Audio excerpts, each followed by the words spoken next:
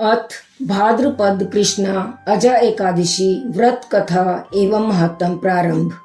कुंती पुत्र युधिष्ठिर भगवान श्री कृष्ण को प्रणाम कर कहने लगे, हे जनार्दन, भाद्रपद कृष्णा एकादशी का क्या नाम है तथा उसकी विधि और महत्तम क्या है।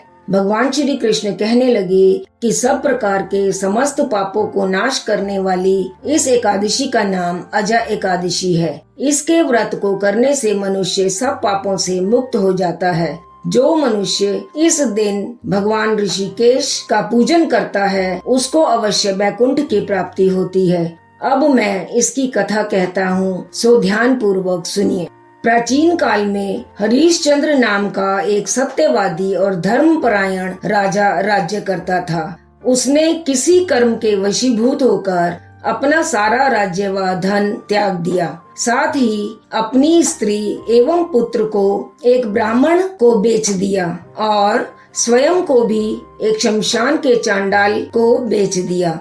वह राजा चांडाल का दास बनकर सत्य को धारण करता हुआ मृतकों का वस्त्र कर वसूली के रूप में ग्रहण करता रहा। इस बीच राजा के पुत्र रोहित की सांप के डसने से मौत हो जाती है। कर चुकाने के लिए उसकी पत्नी के पास फूटी कौड़ी भी नहीं होती। राजा हरिश्चंद्र अपना धर्म पालन करते हुए कर की मांग करते हैं।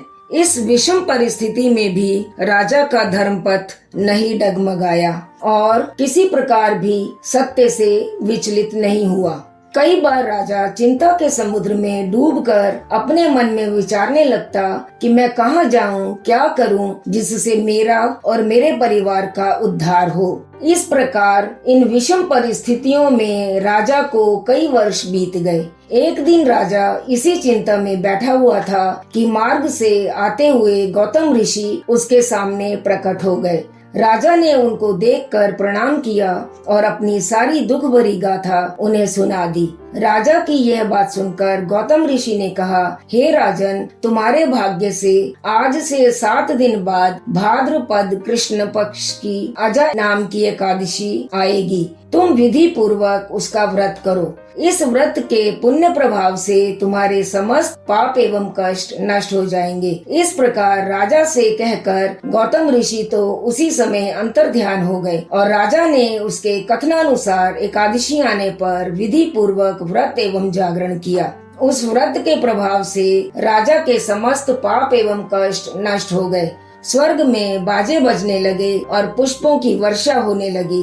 उसने अपने मृतक पुत्र को जीवित और अपनी स्त्री को वस्त्र और आभूषणों से युक्त देखा। उस व्रत के प्रभाव से उसको पुनः राज्य मिल गया और अंत समय में अपने परिवार सहित स्वर्ग को गया। हे राजन, यह सब अजा एकादशी के प्रभाव से ही हुआ। अतः जो मनुष्य यत्न के साथ विधि पूर्वक इस व्रत को करते हुए रात्रि जागरण करते हैं, उनके समस्त पाप नष्ट हो जाते हैं और अंत में वे लोग स्वर्ग को प्राप्त होते हैं। इस एकादशी की कथा के श्रवण मात्र से अश्वमेध यज्ञ का फल प्राप्त हो जाता है।